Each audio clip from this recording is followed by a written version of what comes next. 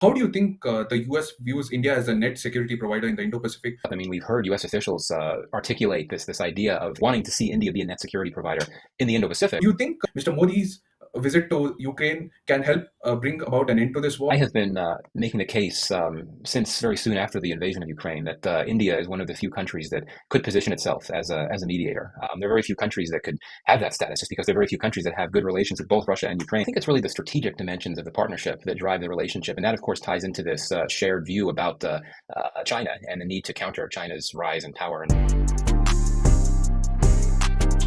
Hello, everyone. Today, I'm honored to have Mr. Michael Kugelman. He is the director of the South Asia Institute at the Wilson Center and the writer of Foreign Policy Magazine's weekly South Asia Brief. So, Michael, thank you for your time and welcome. Thank you. Great to be here with you. Michael, I want to start off by talking about the Pannun case, which significantly affected the India US ties. So, how have both the countries attempted to do damage control? Yeah, I mean, this is something that shouldn't be. It's something that one cannot emphasize enough how significant it's been for the relationship, one that has really enjoyed a fair amount of success and progress and momentum over the last few years.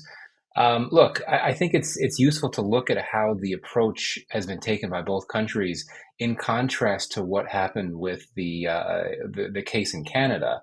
Of course, Canada and India have a very different type of relationship than the U.S.-India relationship. But if you look at how the U.S., how the Biden administration handled it, it's clearly very concerned, for understandable reasons, about what the indictment lays out.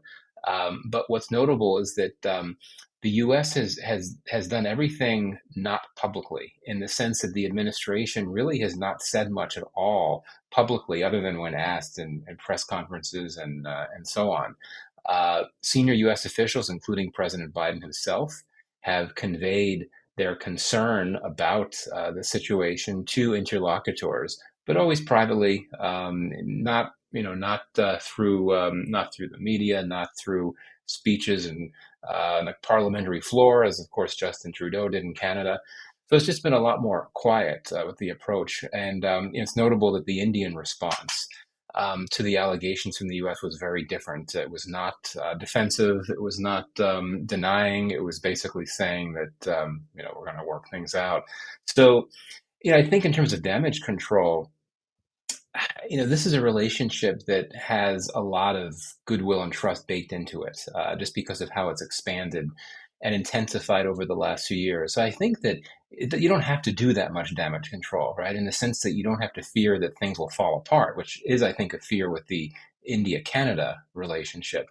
Um, so I think that it's notable that throughout this crisis over the Pannun case, you've continued to have high-level engagements between the two sides, though I do think one reason why President Biden did not accept the request to go to India as the Republic Day guest and to participate in the Quad meetings earlier this year was because of the tensions over this issue. That said, I think that for the U.S., it's been very important to send this message that this is an important relationship, and we're going to continue to work with India despite this issue that's happening that continues to keep up and continue to come up in private conversations. Um, so, I think that this is something that will endure, and we're going to have a new administration, of course, in the coming months, and it's going to continue to impact the relationship, not in terms of the trajectory that the relationship takes, but more so in terms of, I think perceptions that U.S. officials might have of India, particularly in terms of security relations. This is a relationship that now emphasizes a lot of intelligence sharing and transfers of sensitive technologies. And I think that U.S. officials assume that India was behind this attempted assassination. Yeah, I think that could give some pause to some U.S. officials that work on the intel side, on the security side. But I think that that's something that could be overcome, really, because of the strategic imperatives that drive this partnership. Interesting, you mentioned the high level engagements because recently we saw the foreign ministers attended the Quad meeting, and 2 months back, the national security advisors of both the countries met for the second ICET meeting. So, I have two questions for you. Do you think it's the security relationship that is the real anchor of these ties? And how do you and what is your opinion about the future of the Quad? Yeah, so two great questions. I think it's really the strategic dimensions of the partnership that drive the relationship. And that, of course, ties into this shared view about China and the need to counter China's rise in power and so on. That really is what drives the partnership above all. And that's what really gives it the momentum that it's had in recent years. There's plenty of other aspects of the relationship. I would argue that over the last few years, we've seen a number of tracks that have developed that are separate, that are on separate tracks from any sort of China-focused strategic track, and that includes trade. I mean, there have been some issues in the trade relationship, particularly when Donald Trump was president, but we've seen very robust bilateral trade between the two sides, and that's not related to anything China-related. Also, we've seen an upsurge in clean energy cooperation on the whole. But absolutely, I really think that it comes down to the China factor. And many ask the question: if we were to see an abatement of U.S.-China competition or an abatement in India-China competition, might that impact the relationship? And some would say, no, probably not, just because you have so many different areas of partnership and so much trust and goodwill that could sustain the relationship. But there are others that say, well, it may lose a lot of its momentum and strength if the China factor, if the calculus with the China factor changes. That said, the security relationship, I see that as a part of the strategic relationship, because one of the goals of the U.S. India relationship is really to work together on many levels, including on security levels, to counter China. And so we've seen, for example, a significant upsurge in U.S. arms sales to India in recent years. It's quite notable, in fact.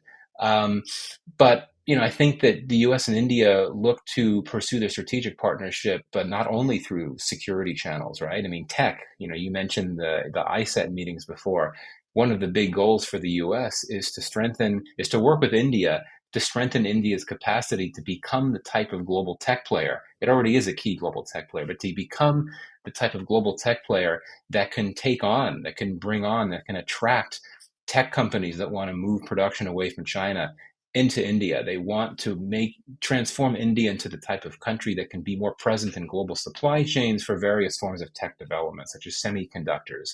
I think the strategic partnership is what looms the most, or is what dominates the relationship the most. In terms of the Quad, my most recent column for foreign policy looks at the Quad, and my main argument with the Quad is that it's in a pretty good place. That we haven't heard as much about it this year. That we haven't had the prestigious leaders summit. There's supposed to be one each year, and that's because it's been very busy political calendars in both India and the U.S.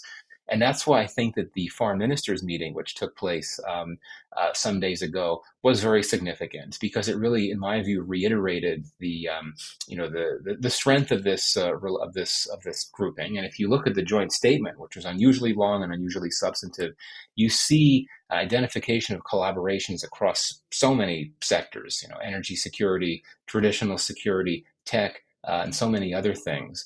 But I do think that it is important to get that leader summit in. You need to have that, just because there's a certain level of prestige to that. You need to have the top leaders from the four member countries meeting, and I doubt it'll be before the U.S. election in November. Since President Biden is now a lame duck, that makes me think that the Quad may prefer to wait until the new U.S. president is in place, which won't be until January of next year, which means you may go a whole year without a leaders summit. So I think that's key. You want to get that leaders summit in there, but bottom line on this, the Quad is in a good place, and given that you had so many collaborations highlighted and articulated in the joint statement from this recent meeting, indicates that even without the leaders summit, you had lower level engagements playing out, and you've got so many different Quad working groups that are talking about different issues. Those have clearly continued to play out over the course of the last year.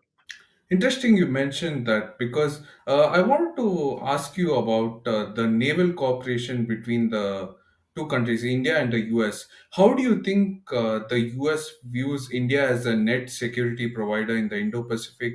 Because India, as you know, since the Israel Hamas war, has been increasingly playing a role in terms of providing security to the vessels and saving them from the pirates. So, how has the naval cooperation between the two countries and the Quad allies progressed in the in the last decade? Yeah, this is critical. I'm glad you brought this up. I mean, we've heard U.S. officials articulate this idea of India being needing to be in wanting to see India be a net security provider in the Indo-Pacific, but beyond. And indeed, that now is the case. And I think that from India's perspective, it's important that the U.S. and other Quad countries and other key partners of India, other strategic partners of India, recognize and acknowledge that India is a net security provider. Because as I'm sure you know, for many years there'd been this criticism from many capitals around the world, including many of India's friends, that India tends to talk more than it acts, that it punches below its weight overseas, that it doesn't really show, that it doesn't actually implement all these. It doesn't really actualize its potential to be a rising major power. But it is a net security provider, and I would argue that we see that, yes, with how it's been handling the threats posed by the Houthis in the Middle East and all that, but also much more critically for the Quad, what it's been doing in the South China Sea, pardon me, what it's been doing in Southeast Asia. It is now supplying arms to the Philippines as the Philippines becomes increasingly embroiled in tensions with China over the South China Sea disputes. And I think it's quite remarkable that you have a deal for India to send BrahMos missiles to Manila, which is clearly meant to strengthen Manila's capacity to deter the China threat. Now, India is now, we've talked for so many years about India as one of the biggest importers of arms, but it is becoming a supplier, not just to the Philippines, but there's also talk about providing arms supplies to Indonesia. It also has provided arms to the junta in Myanmar, which is a bit more of a tricky issue for the U.S. But broadly speaking, absolutely, I think that India is very much a net security provider. This is acknowledged and recognized and appreciated by the U.S. and the other Indo-Pacific Quad partners. And I've heard U.S. officials specifically single out what the Indian Navy has been doing in the Red Sea to help counter these threats posed by pirates and the Houthis, and saying, well, this is great. It would be great if we could sort of build off this in some way. And I think also there's a recognition that here in Washington that when you talk about India's military modernization efforts, the Navy has really led those efforts. And you could talk about continued challenges with modernizing and strengthening the defense sector in India, but the Navy has really been ahead of the curve, going back a number of years, not just in terms of taking steps to make it stronger more generally, but also anticipating potential uh, Indian national security threats down the road by putting itself in a better position to project power at sea to help protect Indian energy supplies, imports that are being transported back to India. So, yeah, I think that there's a lot to highlight there in terms of the Indian naval capacities. I agree with you because without a good navy, a strong navy, I think India and the US wouldn't be able to realize the full potential of their Indo-Pacific partnership, because China has a lot of vulnerabilities in the Malacca Strait as well. Yes, absolutely, very true. And I think also we need to acknowledge, Meg, you and your audience would know this, but important to foot stomp this nonetheless, that for the U.S., one of the challenges in this relationship has been India's unwillingness to participate in the alliance system as the U.S. sees it. And so I think that, many critics of the relationship have said, well, look, I mean, how far can you take this partnership, right? If there's certain things India would not be willing to do with the U.S. that most traditional U.S. allies would be willing to do. But if you look at how the two militaries have strengthened cooperation, the navies and the militaries on the whole, of course the defense foundational agreements that have enabled the two militaries to communicate more and share more equipment more easily, this is all very significant, and I think enables the two to get around that obstacle posed by India's decision not to participate in the alliance system. True.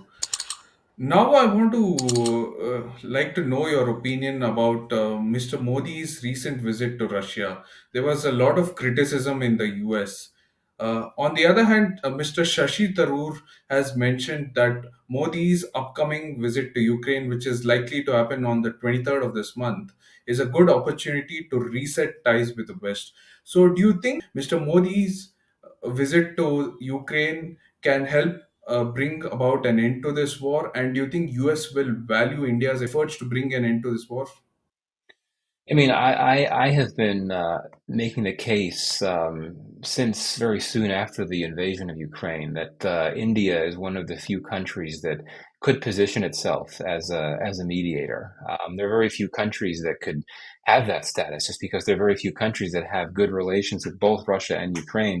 India, of course, has a very special relationship with Russia. Its relationship with Ukraine is very different, but still good. Clearly, the Ukrainians were not happy that Putin went to Moscow and embraced Putin and all that. But yeah, I think that this visit that Modi will make to Ukraine is very important, and the fact that the Ukrainians wanted to invite Modi even after his visit to Russia suggests that the Ukrainians might see India as a potential as a country that could potentially play the role of mediator. I think that it's a delicate issue for sure, right? I mean, this gets into a number of questions that are hard to answer. One is, do the warring parties actually want a mediator now? Meaning, are they ready to look to the possibility of ending the war? I'm not sure, quite frankly. But I think that from India's perspective, only if the Ukrainians and the Russians want a third party involvement in trying to end the war, only then could India actually play that role. But perhaps that's one purpose of Modi's visit to Ukraine, to try to get a sense from Zelensky and others there as to what role they would envisage, or what role they would want to envisage for for India. But yeah, I think that the trip to Russia obviously was not something that the U.S. wanted to see. I had argued that yes, it is a tension point, for one of the few tension points for the India-U.S. relationship. But in a sense, it may not be as bad as many people think it is for the U.S.-India relationship, just because you look at how the India-Russia relationship has evolved. I would argue that it's not near the trajectory is not as positive and strong as it had been some years ago, in particular because it's been reducing its share of Russian arms over the last few years. And also, as I just noted, India doesn't support the war. Just because Modi embraced Putin does not translate to an endorsement of the war. We know he doesn't support the war. The war does not advance India's interests. And the more Modi takes this position of engaging with Russia and engaging with Ukraine, the more it bolsters its capacity to potentially play that role of a mediator. So we'll see. I certainly hope that there could be some forward movement. I mean, it's just a terrible war, as we can all agree, and any effort to try to position yourself to bring the sides together to talk and to talk about de-escalation, that would be a good thing. Where I was disappointed is that India, according to me, should have stepped up more diplomatically to bring an end to this war, because Turkey has been more influential and has put more efforts to bring an end to this war. So, do you have any opinion about that? I mean, it is true that one could argue that India might be uncomfortable to an extent in taking that role of a third party mediator, even though Prime Minister Modi himself has suggested that India would be ready to play that role if the parties wanted him to. But you look at India's own policies. India is not a big fan of third party mediation. When it comes to Kashmir, for example, it has no interest in that.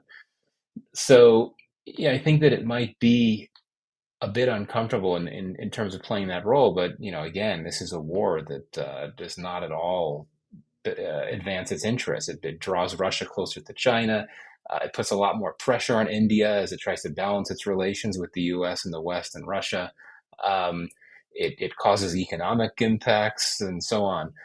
So, yeah, I mean, you're right. It does seem that the other number of small countries, the small number of other countries that could potentially pitch themselves as mediators, have perhaps been more overt and explicit about wanting to do that. But I don't think that rules out India. But perhaps the challenge for India is really getting through to Ukraine, just because India's relations with Russia are so much stronger than they are with Ukraine. It's not that it's a balanced dynamic by any means. That's why I think that this visit that Modi will make to Ukraine is so important. I mean, he'll have an opportunity to deliver this message to his Ukrainian interlocutors that, look, we may have a strong relationship with Russia. We value our relationship with you as well, and we want to bring the two sides together to de-escalate. But yeah, I mean, Turkey's in a very different position than India is. But I don't see why India, if the conditions were right, couldn't put itself out there more to play that role of a mediator. Completely agree with you. So, my last question about India would be about the most significant election coming up later this year. So, India shares close relations with the US, and there's a bipartisan consensus. But I'm sure who wins the White House will have significant implications, because although Trump might be hawkish on China, he is doubled down on his immigration policy, which he wants to bring about. And he's also proposed a 10% tariff on all goods, which is likely to affect India. Whereas Kamala Harris, on the other side, she has mentioned Kashmir before. So, who do you think New Delhi will prefer? I think that, I mean, the safe answer, of course, is that New Delhi will be comfortable with either, and which I think is true. I mean, this is a relationship that has strong bipartisan, multi-partisan support in both countries. So really, it doesn't matter who wins elections in either country. There's going to be, regardless, a desire for strong partnership. So that'll be the case, regardless of whether it's Harris or Trump. Um, yeah, I think that for obvious reasons, there'd be more continuity. With Biden if you have Harris versus Trump. Obviously, what sets Harris apart, of course, is her Indian ancestry, and it's unclear what type of impact that might have on U.S. relations with India if you have the first Indian American U.S. president. But I think that it could be helpful just in terms of something that could be a softener, and in terms of strengthening, the trust side of the relationship. If you have a potential President Harris talking about her Indian ancestry and her memories of her time in India, visits to India, and so on and so forth, I think that could be something that could be an icebreaker, so to speak, in certain contexts. But we'll see. In terms of the Kashmir issue, yes, you're right. I mean, Harris is someone who has been more willing than Biden to really amplify concerns or articulate concerns about rights, not just in Kashmir, but other contexts like Gaza, for example. She said a lot more about the humanitarian cost of the war in Gaza on Palestinians than Biden has. But then again, when she's taught, quite frankly, when I think about her comments that she's made about Kashmir and her criticism of Indian policies there, it was on the campaign trail. As you know, she did briefly run for president previously, and I think that, quite frankly, those remarks were meant to appeal to domestic audience in the U.S., Muslim Americans, and so on. But I do think that she might be more willing than Biden to be public about some of these concerns about rights. But given the strategic imperative of partnership and other strategic factors, I think that, like Biden and like any president, like any U.S. president, quite frankly, she would probably be relatively restrained publicly with those types of comments. Now, with Trump, again, the relationship would be fine. And we saw that when he was president the last time, the relationship was generally fine. But several things to flag here. One is his views toward trade, right? I mean, one of the big problems with the relationship when he was president last was trade. I mean, he was not afraid to pick fights, and there was really a mini trade war, as you'll recall, between the U.S. and India. And he continues to be a business person type of leader, so to speak, business person type of politician, and he would not shy away from picking additional fights with India on trade issues. And I think that the trade tensions. I think that the Biden administration has tried to ease those, but it's wanted to focus on other aspects of the relationship. You don't have anything close to an FTA between the U.S. and India, and I think that that certainly wouldn't be the case with a return of President Trump. I also think that Trump's views in the Middle East could be a bit of a problem for the U.S. India relationship. I think that he would, despite what he might have said in recent months, President Trump would have the same position as President Biden when it comes to the war, strong supporter of Israel and so on, which I think would not have an impact on U.S. India relations, but the Iran factor is critical here. I mean, I think that The Biden administration had wanted to make things work with Iran. Of course, it didn't happen. Things are terrible now between the U.S. and Iran, understandably. President Trump would take an even harder line on Iran than President Biden has. We know that Trump had, he rejected the nuclear deal between the U.S. and Iran, and given how things have changed since Trump was last president, Trump would take an even harder line on Iran. And I'm not at all saying that Trump is going to want to declare war on Iran. He has no interest in that. But I think that the hardline views that he has on Iran could add to this growing instability in the Middle East. And that growing instability is clearly not a good thing for India and India's interests because of all its equities and interests in key relationships in the Middle East, including its relationship with Iran, which isn't what it used to be because it drew down its energy imports and increased ties with the Saudis and so many other things, but that's still important. So there's that. Finally, coming back to the first issue we discussed, the Pannun issue, I don't think that President Trump would be as quiet as President Biden has been about expressing concerns and unhappiness and anger about those allegations. Sort of his channeling his nationalist side.